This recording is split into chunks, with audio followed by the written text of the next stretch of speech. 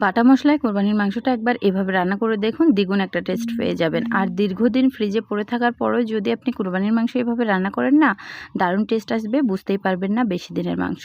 তো শুরুতেই 3 কেজি পরিমাণ মাংস নিয়েছি আজকে রান্নার জন্য। একটা সসপ্যানে মাংসটা দিয়ে দিয়েছি, মাংসটা পানি ঝরিয়ে দিয়েছি। তারপর এখানে শুকনো মরিচ তেলে ভেজে বেটে নিয়েছি, আদা বাটা, রসুন বাটা, তারপর ধনিয়া, জিরা এবং মিষ্টি জিরা সব কিছু 1 টেবিল চামচ করে নিয়ে সেটাও ভেজে তারপর বেটে দিয়েছি। তারপর এখানে আমি 3 কেজির জন্য এখানে আধা কেজি পরিমাণ পেঁয়াজ কুচি অ্যাড করে দিচ্ছি, স্বাদ অনুযায়ী লবণ আর হলুদের গুঁড়ো 3 টেবিল চামচ। এবার আমি রান্নার তেল দিয়ে দিব হাফ কাপের মতো। তারপর খুব ভালো করে মশলার সাথে মাংসটা আমি মেখে নেব।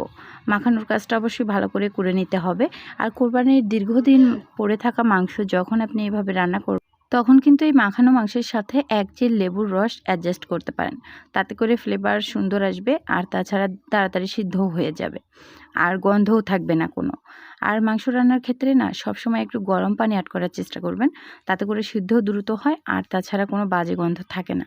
তো যাই হোক, কথা বলতে বলতে কিন্তু আমি মাংসটা চুলায় বসিয়ে দিয়েছি। এবার মাংসতে কোনো এক্সট্রা পানি অ্যাড করিনি, এই পানি থেকেই মাংসটা আমি কষিয়ে নিব খুব ভালো করে। তো এই পর্যায়ে কিন্তু আমি মশলাটা দিয়ে দিয়েছি, সাদা এলাচি, তেজপাতা, দারুচিনি। তো গরুর মাংসে কিন্তু দারুচিনির পরিমাণটা একটু বাড়িয়ে দিলে ভালো লাগে। তো তেজপাতা দিয়েছি 3টা, দারুচিনি 6-7 টুকরো, আর এখানে আমি দিয়েছি সাদা এলাচি 10-12টির মতো। কথা বলতে বলতে যখন মাংস থেকে তেলটা ছড়িয়ে দিয়েছে, অর্থাৎ খুব ভালো করে কষিয়ে নেওয়া হয়ে গেছে, তারপর আবারও 1 কাপ ফুটন্ত গরম পানি অ্যাড করে দিলাম। গরম পানিটা দিয়ে আবারও মাংসটাকে আমি খুব ভালো করে কষিয়ে নিব।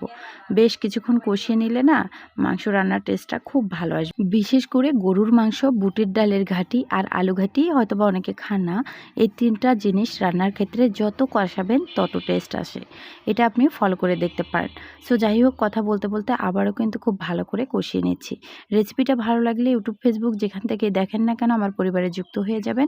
সম্পূর্ণ রেসিপি দেখার পর যদি মনে হয় আপনার কাছে ভিডিওর কোনো অংশ একটুও ভালো লেগেছে, প্লিজ একটা হলেও লাইক, কমেন্টস অথবা শেয়ার করে দেবেন।